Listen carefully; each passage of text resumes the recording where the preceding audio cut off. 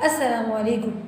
आज हम उर्दू का गुलदस्ता नरगिस में से जो कि क्लास चहारों के लिए है नरगिस, उसमें से जो टॉपिक पढ़ेंगे उसका नाम है असद की कहानी उसके दोस्त की ज़ुबानी। ये है सफ़ा नंबर 69 यानी 69 पे। तो आ जाइए सफ़ा नंबर 69 पे। असद की कहानी उसके दोस्त की ज़ुबानी। ये कहानी जो है वो असद की है और इसको सुनाने वाले हैं असद के दोस्त।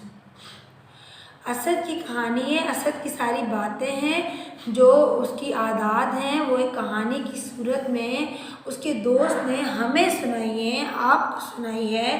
तो हम वो बातें क्या हैं मैं आपसे शेयर करती हूँ। वो बातें ये हैं कि असद जो है वो इस बच्चे की जो ये कहानी सुना रहा है उसकी क्लास में एक बच्चा पढ़ता था, उसका नाम था असद। वो बहुत ही कम बातचीत करता था क्लास में, इंतहाई शर्मीला। वो कोई बात ना वो डिस्कस करता था कोई भी बात। अगर टीचर ने कोई एक टॉपिक दे दिया कि बेटा ये टॉपिक है, आप लोगों ने इसमें ना बनाए पैराग्राफ बना दें या फिर मुकालमा या फिर आप लोगों की इसके ऊपर ना आप लोगों ने मुकालमा साजी करनी है, इस तरह का कोई भी काम अगर टीचर देती थी तो वो नहीं करते थे। असद नहीं करता था क्योंकि असद को शर्म इतनी आ रही होती थी। वो कोशिश करता था कि मैं बिल्कुल एक साइड में छुप के बैठा रहूँ। लेकिन टीचर की तो जैसे कोशिश होती है ना कि जो स्टूडेंट सबसे शर्मीले होते हैं उनको आगे लेकर आएँ, यहाँ पे जो स्लो लर्नर होते हैं उनको आगे लेकर आएँ, तो टीचर उनके साथ बड़ी मेहनत कर रही थी। अब ये बच्चा बता रहा है कि जो असद है वो इंटेलिजेंट तो था, कॉमेंट्स भी देता था कि हाँ नहीं ऐसा कर लो।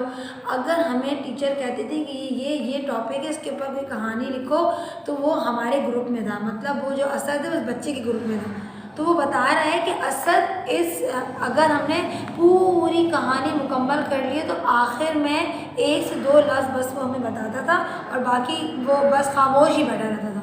तो हम अक्सर सोचते थे कि ये कहाँ बोलेगा, ना तो उसको बोलना आता है, ना इसके अंदर खुद एतमादी है कि ये जा सके और सामने आके बात कर सके। ये तो बिल्कुल ही खामोश है, इसमें तो कुछ भी नहीं करना। जैसे बच्चों की सोच होती है। अब आप अपनी क्लास में ले लीजिए, आपकी क्लास में हर किस्म के बच्चे होते हैं। जो आपकी क्लास में बहुत खामोश तबीयत का बच्चा होता है, आप लोग सब उसके लिए मुख्तलिफ बातें करना शुरू कर देते हो कि ये तो इससे तो आगे नहीं आना, ये तो बस नहीं, सिर्फ लिखने से क्या होता है, बंदे को बोलना भी तो आना चाहिए ना, इसमें कॉन्फिडेंस भी तो होना चाहिए।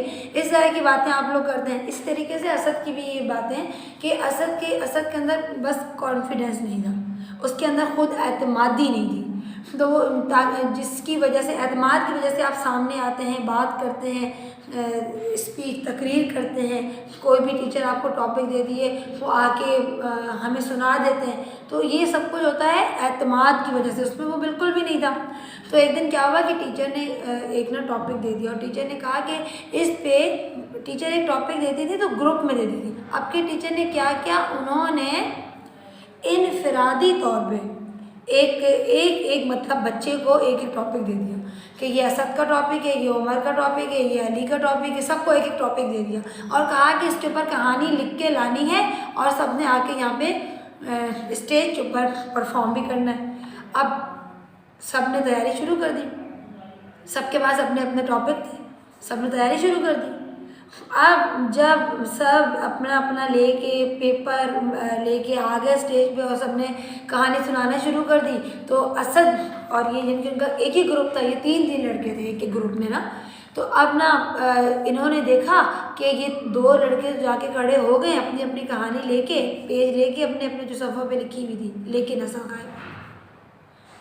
इन्होंने कहा कि इन्हें यकीन था इस बात का कि असद कभी भी नहीं आएगा स्टेज पे, क्योंकि उसके अंदर ये बात थी ही नहीं। वो इतना घबराता था इन चीज़ों से, असद कभी भी नहीं आएगा। और असद ने वैसे ही किया, असद नहीं आया। उन्होंने और टीचर असद का नाम ले रही है कि कहाँ गए असद, कहाँ गए, लेकिन टीचर को यकीन था कि वो आएंगे। और स्टूडेंट जो उसके साथ जिनके ये जो क्लास फेलो हैं उसके, वो कहते थे कि असद नहीं आएंगे, वो क्या करेगा स्टेज पे आगे, उसको तो बोलना ही नहीं आता, उसको तो शर्म ही इतनी आ रही होती है। अच्छा ये वाली बातें हो रही थी, इतने में असद की आवाज़ आना शुरू हो गई। असद की आवाज़ आना शुरू हो गई। वो जो दो बच्चे खड़े हुए थे वो वैसे ही खड़े हुए थे, लेकिन उनके पीछे ना तो असद था ना उनके साथ असद था। उसकी आवाज़ आना शुरू हो गई। तो ये बता रहा है बच्चा जो कहानी सुना रहा है, कह रहा है मैंने जब चौंक के देखा तो स्टेज में जहाँ पे माइक और डाइस रखी हुई थी ये वहाँ पे खड़ा हुआ था और इसके हाथ में माइक था और वो अपनी कहानी सुना रहा था। इंतहाई पुरएतमाद तरीके से वो कहानी सुना रहा था।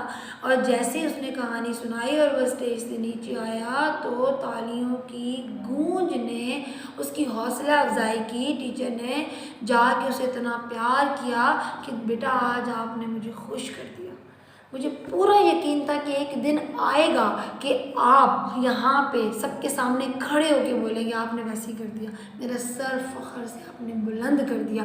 असद ने खुश कर दिया अपने टीचर को, अपने वालिदैन को, अपने दोस्तों को, उसने सबको हैरान कर दी। बहुत बड़ा अमेजिंग सरप्राइज़ था कि उसने सब पे शो ये किया हुआ था कि मुझे शर्म बहुत आती, मुझसे बोला नहीं जाता, और बोला तो ऐसा बोला कि सबको हैरान कर दिया। और उसकी इस जो उसको एतमाद मिला वो अपने टीचर से मिला और वालिदैन से मिला। लेकिन इससे क्या हुआ कि जो उसने आगे परफॉर्मेंस दी इससे और ऐसे कई असद खुद एतमाद हो गए होंगे। तो आपकी क्लास में या आपके गैदरिंग में कोई आपके कज़न्स में इस तरह का कोई बच्चा हो जिसमें थोड़ी सी एतमाद की कमी हो, जिसे लगता हो कि मैं कुछ भी नहीं कर सकता, तो प्लीज़ आप लोग उसका मजाक मत उड़ाया कीजिए, उसको हौसला अफजाई उसकी किया कीजिए, उसको बताया कीजिए कि अल्लाह ताला ने किसी चीज़ को भी निकम्मा नहीं बनाया। अल्लाह ताला ने सबको लाजवाब बनाया है। आप बहुत कुछ कर सकते हो, आप सिर्फ कोशिश तो करो करने की, फिर आप देखिएगा कि आपकी मेहनत कैसे रंग लाएगी। तो ये थी असद की कहानी उसके दोस्त की ज़ुबानी।